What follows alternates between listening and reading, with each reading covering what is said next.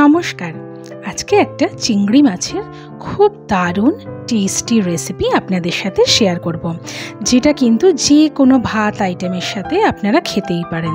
দুর্দান্ত হয় খেতে। আপনারা চাইলে এটা একটু আলুও দিতে পারেন। আমি আজকে আর আলু দিচ্ছি না, এইভাবেই বানিয়েছি। খুব টেস্টি হয়। একটু অন্যরকম চিংড়ি মাছের রেসিপি খেতে চাইলে এটা বানাতেই পারেন। চিংড়ি মাছের দম রেসিপি।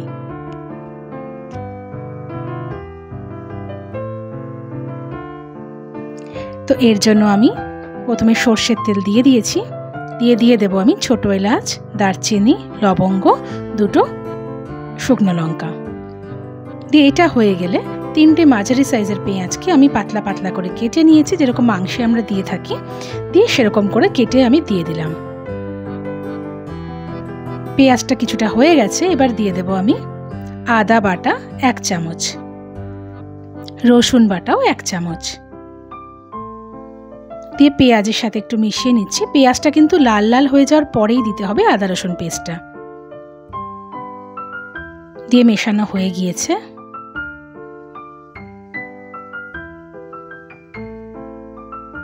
আঁচটা কমিয়ে দিয়েছি এখন। এবার আমি দিয়ে দেব শুকনো লঙ্কার গুঁড়ো, হলুদ, ধনে গুঁড়ো, জিরে গুঁড়ো 1 চামচ করে নিয়েছি ছোটো চামচের। এবার এটা জল দিয়ে একটুখানি আমি পেস্টের মতন বানিয়ে নেব, মানে এরকম হবে। দিয়ে এইটা আমি পেঁয়াজটার মধ্যে দিয়ে দিলাম। দিয়ে আবার ভালো করে মিশিয়ে নিচ্ছি। দেব লবণ 1.5 চামচ মতন দিলাম। এটা কিন্তু ছোট চামচ, কারণ গা মাখা মাখা হবে। খুব বেশি লবণ হলে খেতে ভালো লাগবে না। দিয়ে তেলটা যখন ওপরে উঠে এসছে, এখানে আমি চিংড়ি মাছগুলোকে আগে কেটে বেছে ধুয়ে পরিষ্কার করে নিয়েছি, সেটা দিয়ে দিলাম। আর দিয়ে দিলাম কাঁচা লঙ্কা। ঝালটা আপনারা বুঝে দিয়ে দেবেন।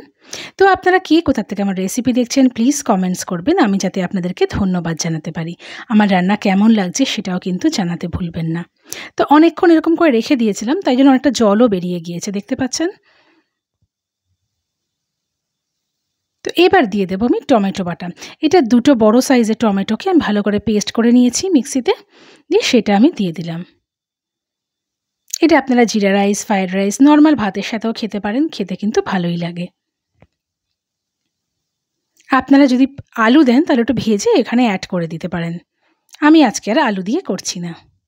দিয়ে ভালো করে কষাতে হবে, ভালো করে তেলটা ওপরে আসা পর্যন্ত কষাতে হবে। দিয়ে দেবো আমি টক দই, ফেটিয়ে রেখেছিলাম। ফেটিয়েই দেবেন ভালো করে। এখানে 2 চামচ মতন দিলাম ছোটো চামচের। আঁচটা কিন্তু কমিয়ে দেবেন, নইলে কিন্তু দইটা কেটে যেতে পারে। দিয়ে তাড়াতাড়ি করে মিশিয়ে নিতে হবে। আঁচটা এখন কমানোই আছে। দেব আমি চিনি 1 চামচ মতন দিয়ে দিলাম চিনি। আর দেব রেড চিলি পাউডার, যাতে কালারটা একটু সুন্দর আসে। দেব আমি গরম মশলার গুঁড়ো। আর দেব 1 চামচ ঘি। সব কিছু আমি মিশিয়ে দিলাম।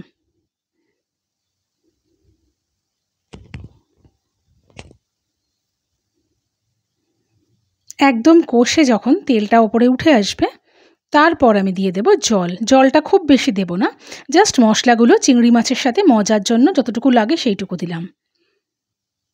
দিয়ে একবার একটুখানি মিশিয়ে দিচ্ছি।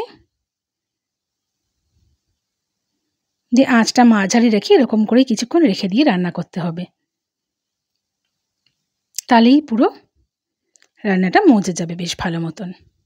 তেলটা ওপরে উঠে এসছে আর দেখতে এরকম সুন্দর হয়েছে। একদম আঁচ কমিয়ে রেখে দিয়েছিলাম কিছুক্ষণ আপে। তো ব্যাস তৈরি হয়ে গেল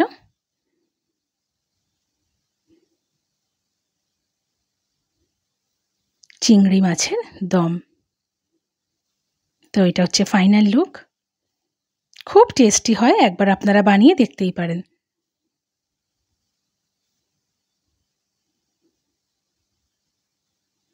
তো আমার রান্না যদি ভালো লেগে থাকে প্লিজ লাইক, কমেন্ট এবং শেয়ার করে দেবেন। পেজটাকে ফলো করে দেবেন।